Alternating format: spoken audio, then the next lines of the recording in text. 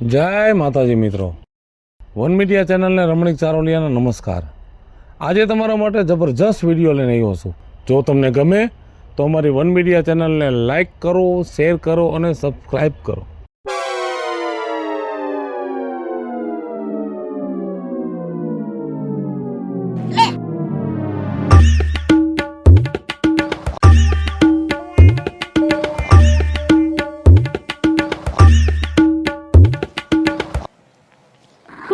નિરખી જો આ ડોહી ડોક હેઠે પડી જાય ને આમ તો જોવો આવડો મોટો સેન પહેરાય।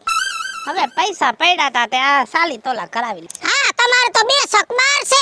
હા બીજું ઈ બધી ઉપરવાળાની મહેરબાની। તે ઓલા ગોગનનું ખેતર તમે લીધું? હા ઈ વેસું કરતો તો 8 એકર હતું તે 2 લાખનું એકર દેવાની વાત થઈ, પછી મીટિંગ થઈ એટલે 2 માં 10 ઓછા। તો હું કહેતી હતી તમારા જોગું એક કામ છે। અમે પોર છોકરો પરણાવ્યો, ખોયડા કર્યા, ગામમાં વ્યાજમાં પૈસા લીધા છે બરોબર। હવે વ્યાજે ભરવું, ખાવું હું એટલી જમીને છે ને તો ઉપાય આવે તો અમારે ઓલી જૂની જમીન છે એ મારા હાહરા નામે હતી, સરકાર સરીમાં વહી ગઈ છે, એ બેઠે બેઠી દઈ દેવી છે। તમે સોખી કરાવી નાખજો બાપા। તમારી પાસે રૂપિયો ટકો છે તો કેસ બેસ લડો તો તમારથી સોખું થઈ જાય, અમારી પાસે તો છે નહીં કાંઈ। અત્યારે કોઈ વાવે છે? વાવી છે અમે, પણ એમાં કાંઈ થાતું નથી, પણ પડવું છે એમાં ખર્ચો કરો એટલે બધુંય થાય, પણ સરકાર સરીમાં વહી ગઈ છે તો ઈ ખાતે થઈ જાય તો કરી નાખો। ઈ થઈ જાય બધું। બીજું મૂળ તો જૂના કાગરિયા તો તારા હાહરાના નામના છે ને? હા, મરણનો દાખલો અમે કઢવી લીધો છે। આમ જો સરકારનું ભરણ પોષણ જે થાય દેવું પડે, નવા કાગરિયાનો ખર્ચોય કરવો પડે, અને રૂપિયા તને અત્યારે ગણી દઈ, કાલ સવારે જો સોપડે સડાવવાનું થાય તઈ તમે સયુના પૈસા લ્યો તો ઈ નો ભેગું થાય। એમ હું અમે પારકા સઈ હે તમારા જ મુઆ સઈ, અને હું એમ કહું છું આટલા બધા રૂપિયા તમે કમાવશો તો તમે તમારા ગગાને ક્યાંક ભેગો સડાવો ને બાપા। હે કઈ 5 પૈસા રડીને લેવે એવું કઈ ખુજ ના કરો આવોની। તારા ધણીને કઈ કામ કરવું છે નહીં? મેં કાલ જ કીધું કે જૂનો ગોવાલ પડ્યો છે ને ઈ ટ્રેક્ટરમાં ભરી અને યાદમાં દઈ આય, તે મારો બેટો કે હા હું સવારે આવીશ, અને સવારે કોણ આવે? પણ મને એને કીધું તું, મને જવાનું કીધું, પણ ઈ નુકાન શું કામ નો આવ્યા? એનો પગનો અંગૂઠો પાક્યો છે તો ટ્રેક્ટરમાં તો બરીકું મારવી પડે, બરીક મારે તો પગનો અંગૂઠો દુખે એટલે કે મારે નથી જાવું। તે અંગૂઠામાં શું થયું છે? કાંટો વાગ્યો તેમ કે છે। ડાયાબિટીસ હશે, ચેક કરાવી લેજે ને। હા હવે બીજી ઉપાધિઓ નાખો તમે ડાયાબિટીસ ના નામ લઈને। અમારા ઘરમાં કોઈને નખમાં રોગ નથી, ખાલી પૈસાની મૂંઝવણ છે। એ વાંધો નહીં, તારે ઈ ખેતર દેવું હોય ને તો પેલા તો તારા ભાઈડાને પૂછી લેજે, કાલ સવારે ફરી જાય તારી હાહુને પૂછી લેજે, તારા હાહરાને પૂછી લેજે, જો દેવું હોય ને તો લેવું જ છે। મારે તો હવે ગમે ને પૈસા ઠકાણે પાડવાની વાત। હા ઈ રૂપિયા વાળાની મોટી વાતો છે બાપા। હે બાકી તમે રૂપિયા બહુ કમાણા હો। સમકતો દસ ડોહો પીરો પીરો હળદર જેવો ભૈરો। એ જય શ્રી કૃષ્ણ રાજુ બાપા। એ જય શ્રી કૃષ્ણ, જય શ્રી કૃષ્ણ। કેમ છે બેટા? આ રહ્યા જો હાયલા રાખે। તમને કેમ છે? હા રહ્યા જો આ ગાડીમાં 1 રૂપિયાની થપોડી પડી હતી ને તો લેવા આવ્યો છું। થપોડી કેટલાક પૈસા હતા રાજુ બાપા? 1.5 લાખ રૂપિયા।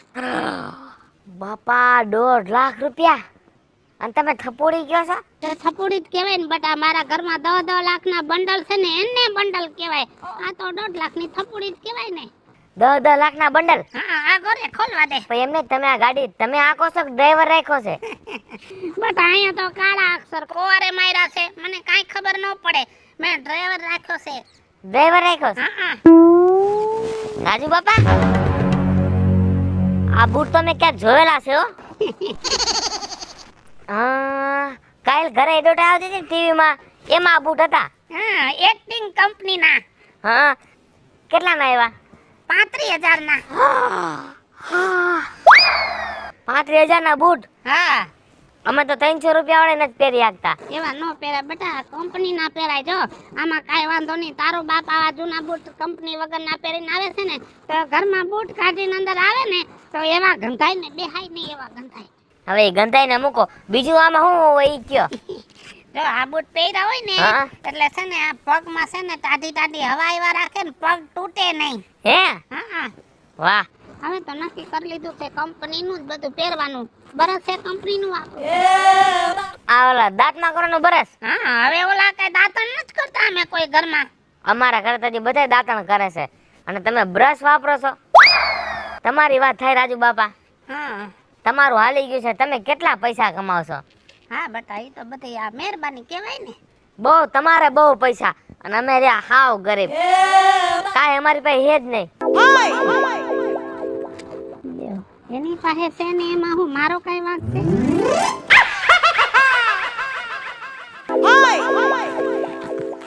રાજુ બાપા હા બેટા. લે તમે તો અહીં જૂના મકાને છો, હું તો તમારા ઓલા ઘરે ગઈ. મેં કીધું હમણાં આ બંધ પડ્યું છે ને તે થોડુંક સંજવારીને એવું કરી નાખું. છે કેમ છે તબિયત પાણી? હારા છે હો. તમને કેમ છે ઈ કયો? સારું છે બેટા. જો તારા ઘરવાળાને કેમ છે? હુમલાનું કઈક અસર થઈ ગઈ હતી? અત્યારે તો હારું છે હો રાજુ બાપા. હવે હાન ટીકડી ખાય છે, ડોક્ટર એમ કીધું ચિંતા ન કરતા ને ધ્યાન રાખજો. હા, ધ્યાન રાખવાનું. અત્યારે જો અત્યારે ઈ બીમારી છે ને બહુ વધી ગઈ છે બેટા. ગામમાં હમણાં આ મહિનામાં 3 જણા વ્યા ગયા. લે બાપા ઉપાધિ તો જાજી થાય પણ શું કરી રાજુ બાપા આવે. બધાય હુમલામાં પાસ. તે શું કામ હતું? રાજુ બાપા ઓલા મારા કાકા નથી, હા? મગન કાકા. મગનો કે ને બાપા. તમે કહી શકો ને મારા તો કાકા થાય ને. હા તે હમાસાર મળ્યા કે એનું મકાન તમે લીધું? હા, એને બિચારો દેણામાં આવી ગયો તો 15 લાખનું મકાન હતું અને ઓલો વાઘો રહ્યો ને એ 10 લાખ દેતો તો. મને ખબર પડી ને તે રાતે ગયો તારા મગના કાકા આગળ. મેં તો ઉપાધિ કરીમાં હાલે 15 લાખ રૂપિયા. ગમે એમ તો ગામનો ભલો માણસ છે, કઈ ખાડામાં થોડો ઉતરવા દેવાય છે? 15 લાખનું મકાન કઈ 10 લાખમાં ખંડાવાય? 15 લાખ દીધા અને દેણામાંથી કાઢ્યો મેં. અને મેં સોખું વગાડીને કીધું છે કે 15 લાખ રૂપિયા થાય ને તેથી આ મકાન ખાલી ભલે 50 લાખનું થઈ જાય. ઈ વાત તમારી સાચી. એમ તો તમે ભલા જ છો ને બાપા. કોઈ નામ તો લે તમારું ગામમાં હે. ભલું કર્યું છે જો બાપા, કોઈનું ભોંડું નથી કર્યું. ઈ બસ ભલું કરે એનું ભલું થાય રાજુ બાપા, ને ભૂંડું કરે એનું ભૂંડું થાય. આ તો આઈનું આઈને ઈ છે બાપા. ખાડો ખોદે પડે. પડે હા બસ. તો મારે તમારા જેવું એક કામ હતું રાજુ બાપા. બોલ ને બેટા. રાજુ બાપા વાત એવી છે કે મારા જેઠ ને ઈ લોકો છે ને હવે મારો ઘરવાળો બહુ બીમાર રહે છે ને તમને નોખા કાઢે છે. કમાવા વાળું કોઈ નથી એટલે હું કામ કરીશ, ઘર હાલશે, પણ તમારે આ મકાન ભાડે દેવાનું છે. એટલે કેને જોઈશી ચોખવટ કર? મારે જ જોઈશે રાજુ બાપા, સાચું કહું ને તો. બટા એમાં નારાજ શું થઈ ગઈ? તારા ઘરવાળાને મજા જેવું નથી ને? આ ખોયડાની સાવી તને હમણાં દઈ દો, આમાં રહ્યો. એમાં તું કાંઈ ઉપાધિ ન કર. અને તારા ભાઈડાને જ્યાં સુધી સારું ન થાય ને ત્યાં સુધી દવા દારૂના પૈસાની જરૂર પડે ને તોય હું બેઠો છું. એમ નહીં રાજુ બાપા, આ મકાનમાં મારે રહેવા આવવું છે, ભાડે જોઈએ એટલે ભાડાની ચોખવટ કરો. બટા તારા ભાડાનો પૈસો 1 રૂપિયો લઉં ને તો મને આરામ છે. તું મારી દીકરી જેવી છો બટા. રાજુ બાપા બહુ ભલા માણસ છો તમે. કાલે આવીને મકાન સાફ સફાઈ કરી દઈશ. હા ભલે. પછી 2 દીમાં બધો સામાન લઈને આવીશ. હા, અને સવારે વહેલી આવજે, ચાવી લઈ જાજે ઘરેથી હો. હા ભલે રાજુ બાપા. હા. રાજુ બાપા એક વાત કહું? શું? કોણ તમે કમાણા બહુ કા? રાજુ બાપાનું જેસીબી તો પડ્યું છે પણ રાજુ બાપા દેખાતા નથી. ફોન કરું તે.